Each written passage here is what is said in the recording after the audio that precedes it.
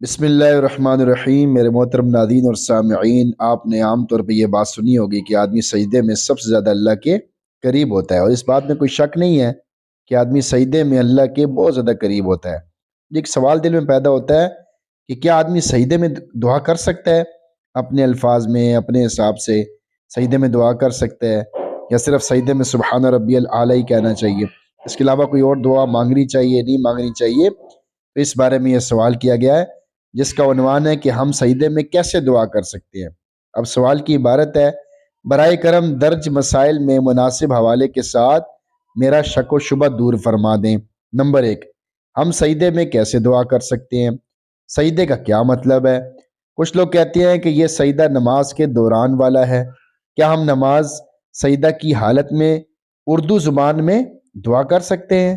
یعنی نماز کی حالت میں ہوں، پھر سجدے کی حالت میں ہوں، اردو زبان میں دعا کر سکتے ہیں؟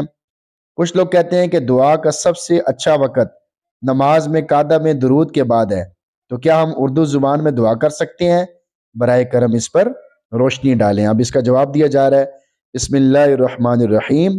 سجدے میں دعا کرنے سے مراد نماز کا سجدہ ہے۔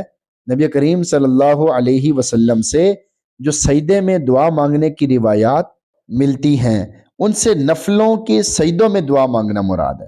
الگ سے سجدہ کر کے دعا مانگنا کسی حدیث سے ثابت نہیں ہے، ویسے بعض حضرات نے اجازت دی ہے۔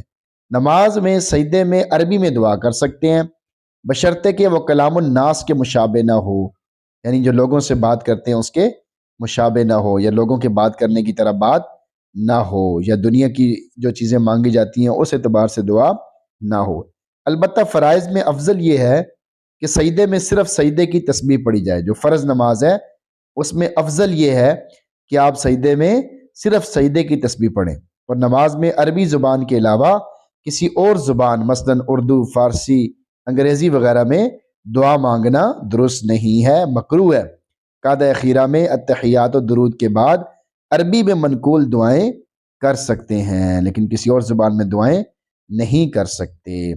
تو سجدہ کر کے دعا مانگنا یہ ویسے ثابت نہیں ہے، لیکن بعض حضرات کہتے ہیں کہ بھائی سجدہ کر لیں اور اس کے بعد دعا کر لیں تو کوئی مسئلہ نہیں ہے، لیکن الگ سے یہ ثابت نہیں ہے۔ تو بڑی تفصیل کے ساتھ اس مسئلے کو واضح کر دیا، خود بھی اس مسئلے کو سمجھیں، دوسرے بھائیوں سے بھی اس کو شیئر کریں۔ کوئی بھی مسئلہ ہے جو آپ نے پوچھنا ہو، شریعت کا مسئلہ معلوم کرنا ہو، تو آپ جو ہے واٹس ایپ نمبر پہ آڈیو میسج میں یا لکھ کے یہ مسئلہ بھیج سکتے ہیں۔ اللہ تعالیٰ ہم سب کو شریعت پہ عمل کرنے کی توفیق نصیب فرما دے، آمین۔